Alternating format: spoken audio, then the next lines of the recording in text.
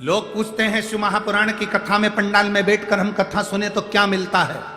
यहां जितने पंडाल में बैठकर कथा सुन रहे हैं उनसे पूछना कि उन्होंने अगर जलगांव की कथा सुनी हो, मालेगांव की कथा सुनी हो, नासिक की कथा सुनी हो, उसमें से किसी ने अगर कथा सुनी होगी तो वो खुद बता देगा कि मेरी शुगर, मेरा बीपी, मेरा थायराइड, मेरा सोरेसिस, मेरी तकलीफ कितनी कम हुई है। शंकर की कथा, ये मिट्टी जहां कथा होती है वहां की मिट्टी साधारण नहीं होती। देखिए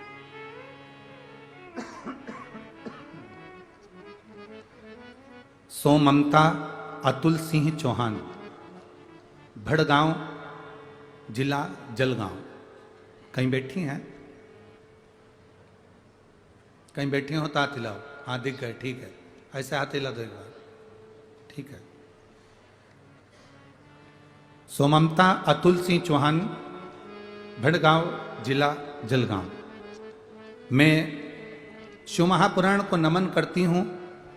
पहली बार एक दिन की कथा मैंने मालेगांव में सुनी थी। पहले तो मैं टीवी पर कथा सुनती थी। गुरुदेव कथा में बताते हैं कि कथा स्थल की रज महत्वपूर्ण होती है। हमने पहले भी आप लोगों को कहा, जब यहाँ से जाते हो ये मिट्टी, जब आप आरती कर कर यहाँ से निकल कर जाओ, कर्पूर गौरम होने के बाद जब जाओ, पूरी कथा सुनो। बीच में जाने का भी मौका लगे तो प्रयास करो कि मैं बीच में नहीं जाऊं। 3 घंटे की कथा सुनकर रज को अपने शरीर पर लगाकर जब हम जाते हैं तो ना जाने कितने रोगों से हम दूर हो जाते हैं। क्योंकि हम नहीं कर रहे।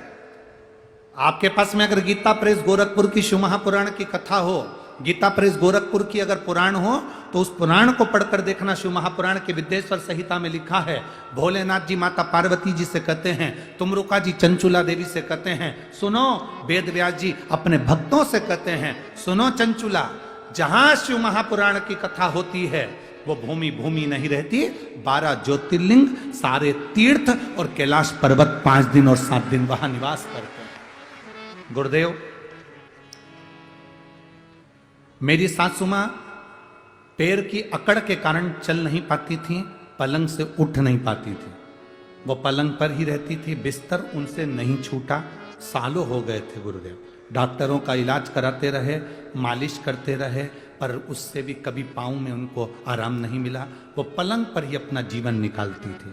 मैं जब पहली बार जलगांव की कथा सुनने आई तो वहां से थोड़ी सी मिट्टी वहां से उठा कर ले गई और बाबा को प्रणाम कर कर लेकर मैं वो मिट्टी अपने घर पर पहुंची। मेरी सास मुझसे पूछी, तू कथा सुनी आई? मैंने कहा क्या लेकर आई? मैंने कहा ये मिट्टी लेकर आई हूं। कल से अपन दवाई नहीं लेंगे और इस मिट्टी को शरीर पर लगाएंगे।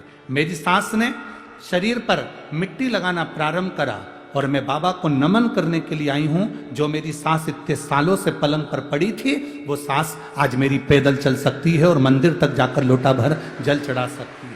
मैं शिव को नमन करने आई।